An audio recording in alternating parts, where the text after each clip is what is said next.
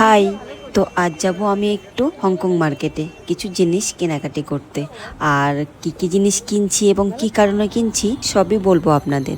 এটা হলো আমার ফার্স্ট ব্লগ, কারণ কিছুদিনের জন্য রান্নাঘর থেকে একটু বিরতি নিচ্ছি। সামার ভ্যাকেশন তো পড়ে গেছে, আর এই সামার ভ্যাকেশনে আমরা একটু বাইরে বেড়াতে যাব। তো কোথায় যাব, কিভাবে যাব, সবই আপনাদের সাথে শেয়ার করব। তো প্রথমেই চলে এসেছি হংকং মার্কেটে যে জুতোর দোকানগুলো থাকে সেই জুতোর দোকানে একজোড়া জুতো নেব।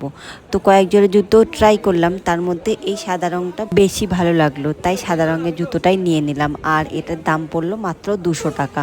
এরপর চলে এলাম চশমার দোকানে, দুটো চশমা নেব, একটা আমার জন্য আর একটা মেয়ের জন্য। আর এই চশমার দোকানটা কিন্তু জুতোর দোকানের পাশেই রয়েছে। ওটাকে বেশি সিম্পল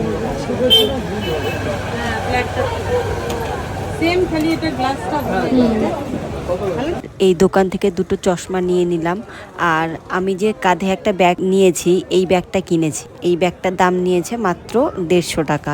এটা সাইড ব্যাগ হিসেবেও ব্যবহার করা যাবে, আবার এতে কাপড়ও নেওয়া যাবে। তো আমি এটা নিয়েছি কাপড় নেওয়ার জন্য, মানে অল্প কিছু কাপড় নেওয়ার জন্য। আর এই ব্যাগটা এতটা সফট যে নোংরা হলে ফট করে ধুয়েও দেওয়া যাবে, যেটা তাড়াতাড়ি শুকিয়েও যাবে। সেই জন্যই আর কি ব্যাগটা বেশি পছন্দ হয়েছে। এখন চলে এসেছি একটা স্কার্ফের দোকানে, আর এখান থেকে দুটো স্কার্ফ নেব।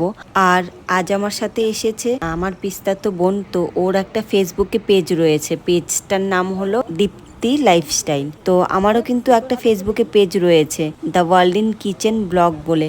তো আপনারা যারা ফেসবুক থেকে পেজটিকে দেখছেন তো অবশ্যই পেজটিকে ফলো করে দেবেন। আর ইউটিউব থেকে যারা দেখছেন তারা প্লিজ চ্যানেলটাকে সাবস্ক্রাইব করে নেবেন।